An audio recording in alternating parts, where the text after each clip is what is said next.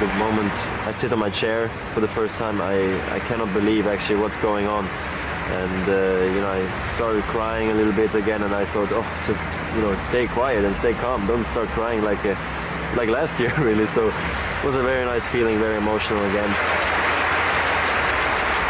Last year I had to prove how good I was. This year I had to prove to win it again. To actually prove the world actually to be the best. Je crois que c'est aussi un grand espoir au niveau mondial. Je pense que ce n'est pas simplement un espoir au niveau helvétique. Il a gagné Wimbledon Junior, il a gagné quelques matchs très importants. Il est 3e au classement mondial junior. Je crois qu'il a des références, je dirais, très importantes.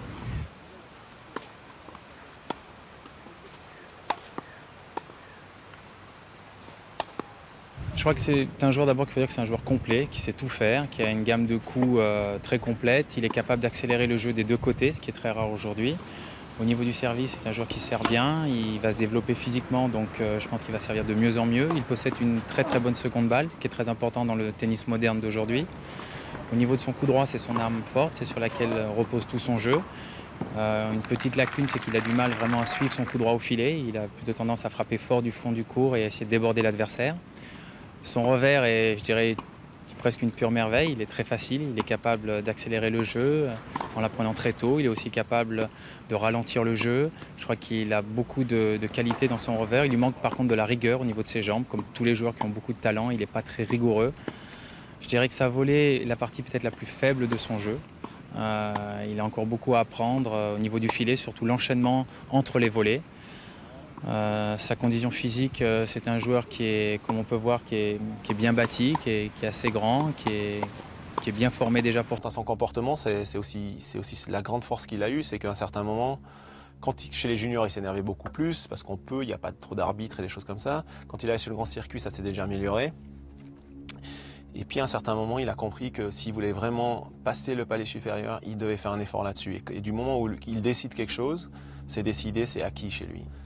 Et je crois jusqu'en 2007 ou 2008, à ce qu'il a recassé une raquette, je crois, contre Djokovic, je crois, à Miami, à un certain moment plus tard dans sa carrière. Mais je crois que finalement, pendant 6 ou 7 ans, il n'a plus cassé de raquette. J'ai juste décidé que j'allais vraiment être méga calme, parce que je savais que je ne pouvais pas faire 15 ans de carrière encore comme ça. C'était pas possible, c'était trop des up and des down, c'était trop fou. Voilà, j'ai changé. Ça m'a pris plus que 2 ans et demi pour vraiment me trouver derrière. Et aujourd'hui, je suis zen parce que je suis vraiment zen et ça m'aide à mieux jouer au tennis. Peut-être une appréhension pour le physique quand il était tout jeune. Il a quand même vite vu qu'on peut aussi faire des choses dans le physique qui sont créatifs. C'est clair, quand vous avez l'opportunité d'être l'entraîneur physique d'un Roger Federer, il faut soi-même essayer d'amener de la créativité. Il faut provoquer le joueur avec l'état d'esprit de joueur qu'a le joueur. Il faut donc prendre son arme préférée et lui proposer quelque chose où il est heureux d'utiliser son arme, puis à la fin il ne fait pas du tennis mais il fait du physique. Et pour ça, Roger, il est juste super. Vous faites un exercice de 30 secondes avec différents degrés de difficulté pendant les 30 secondes. Pour lui, ça devient un jeu. Il oublie tout ce qu'il y a autour et il se consacre à ça. Et si vous en amenez 10 d'exercices comme ça, vous avez fait 1 heure et puis s'en est pas rendu compte. Ouais, mais sur les épaules, squat une jambe est léger. C'est difficile pour moi parce que moi je suis un joueur de tennis, parce que je ne suis pas un mec de fitness. Alors heureusement quand j'arrive au fitness, je le vois motivé, organisé. La seule chose que je peux faire, c'est donner mon maximum. Et je pense que j'ai toujours essayé de le faire et j'espère que Pierre il partage cette opinion avec moi. Absolument. Le fait est, j'ai jamais dû, comment dire, le pousser dans le sens qu'il aurait été fainéant et qu'il fallait le pousser. Jamais. Forcément, il a un énorme rôle à jouer dans ma carrière. Il était toujours là pour moi, surtout dans la programmation aussi. On a beaucoup parlé planif. Il m'a beaucoup aidé là-dessus. Il m'a expliqué qu'est-ce que c'est d'être professionnel, en dehors du cours, mais aussi sur le terrain. Et j'ai en fait commencé presque à aimer le physique. Jamais fait mieux dans l'histoire du tennis. Et peut-être en aurait-il gagné davantage encore si son futur meilleur ennemi n'était pas arrivé sur le circuit. On a 2 joueurs qui sont hors normes, je veux dire en termes de communication, en termes d'amour du public. Je veux dire, c'est 2 méga stars du tennis. Quand ces 2 joueurs sont plus là, ce sera quand même dur, le tennis. Et je pense que voilà, Nadal a un rôle aussi méga important dans la carrière de Roger Federer. Je veux dire, c'est son meilleur ennemi, quoi. Maybe I'll try later again. I don't know. God, it's killing me.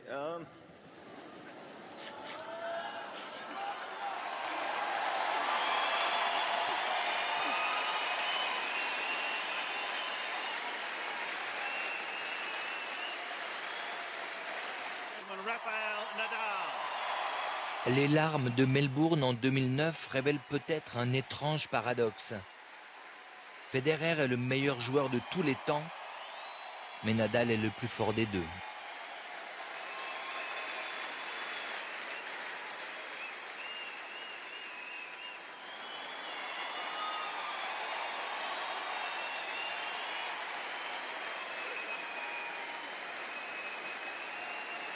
I'll try again. Okay. I don't want to have the last word. This guy deserves it. So, Rafa, congrats. You played incredible. You deserve it, man. Played another fantastic final. So, all the best for the season.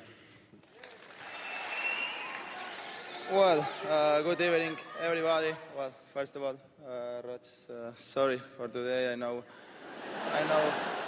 Yeah, I really know how you feel right now. It's really tough, but you remember you are a great champion. You are one of the best of the history. You're gonna improve the 14 of Sampras for sure. Moi, je pense pour le tennis, une rivalité comme ça, c'est quelque chose de fantastique. Hein. On voit partout au monde. Et, je pense que j'ai réussi à trouver une sorte de calme chez moi qui marche bien pour moi. Qui est une arme aussi. Qui est une arme aujourd'hui, qui n'était pas une arme au début de ma carrière. J'avais de la peine au début avec la concentration sur longue durée ou semaine après semaine. Et ça, j'ai beaucoup réussi à accomplir. Je suis vraiment très fier en fait, de ce progrès. C'est dur. Je trouve que c'est dur. Mais en même temps, il faut rester positif même dans les moments difficiles quelquefois. Parce que juste parce que tu as perdu, ça ne veut pas dire que tu as tout fait faux. Et les médias ou certains gens, quelquefois autour de toi, peuvent paniquer.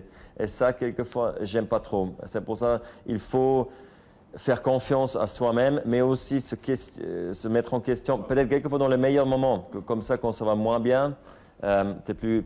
Sur le terrain, c'est vrai que j'allais reconcentrer, zen et tout ça.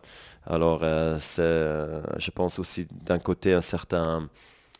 concentration, respect vis-à-vis du jeu, vis-à-vis de l'adversaire, mais aussi une sorte de poker face peut-être, de pas trop montrer où je suis mentalement, parce que aussi moi à l'époque, je me suis battu avec mes démons quand j'étais... Vous cassiez les raquettes à l'époque quand vous étiez jeune. La dernière, c'est en 2009 contre Djokovic. Voilà, elle était beau celle-là. Ouais. Elle était récupérable. Oui. Alors celle-là, c'est la dernière fois que j'ai vraiment pété une. Mais à l'époque, tu vois, quand j'avais pas encore vraiment un grand contrat avec Wilson, je les ai lancés plus dans les grillages, dans le filet, comme ça, et ils cassaient pas. Voilà. Il y a aussi quelqu'un qui m'a dit, demande-lui comment il gère la pression. Moi, ça peut m'aider. Comment vous faites sur un court au moment d'un point décisif, au moment d'un match important, quand l'enjeu peut prendre le dessus sur le jeu? C'est vraiment difficile à expliquer au moment même parce que tu as tellement peu de temps pour te préparer pour. Alors je pense que ça vient avec l'expérience. Tu as tellement souvent passé ce moment, comme vous à la radio, à un moment donné, tu stresses moins. Et dans ces moments-là, on entend le public qui crie, qui pousse derrière vous, derrière l'adversaire. Bon, vous avez de la chance, c'est souvent derrière vous, mais oui, vous l'entendez, ça compte ou pas? Parce qu'on a l'impression que vous êtes complètement dans votre bulle dans ces moments-là. Oui, comparé à d'autres sports, c'est vrai, j'ai quasiment 90% du temps toujours le spectateur de mon côté. C'est quand même assez incroyable, c'est phénoménal. Et c'est, je pense, aussi une raison pourquoi je joue encore. Et c'est vrai, certains moments, je les entends beaucoup. Oui. Et à certains moments, tu es un peu t'es dans la zone, quoi, et tu te concentres que sur ce que tu dois faire. Mais aujourd'hui, beaucoup plus que jamais, j'ai la tête ouverte et je prends beaucoup plus le public en moi et j'essaye de profiter. Absolument. Au début, tu es quand même très concentré au début de ta carrière. Ouais.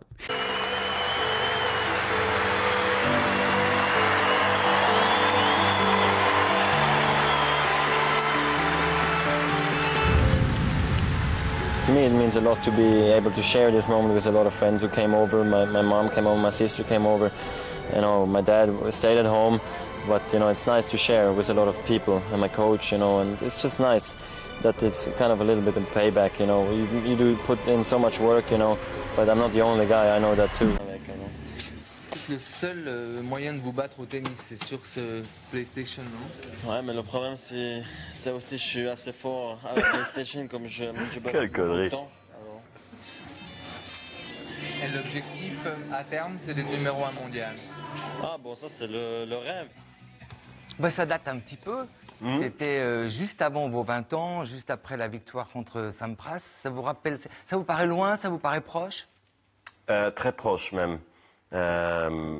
Tout a passé trop vite. Je ne sais pas comment expliquer, mais cette victoire contre Sampras en 2001, quand j'avais 20 ans, c'était comme si c'était hier, j'ai l'impression.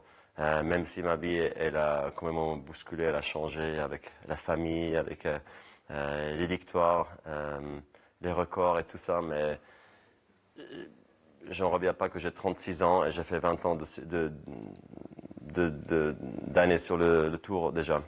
C'est tout bizarre toujours pour moi aujourd'hui.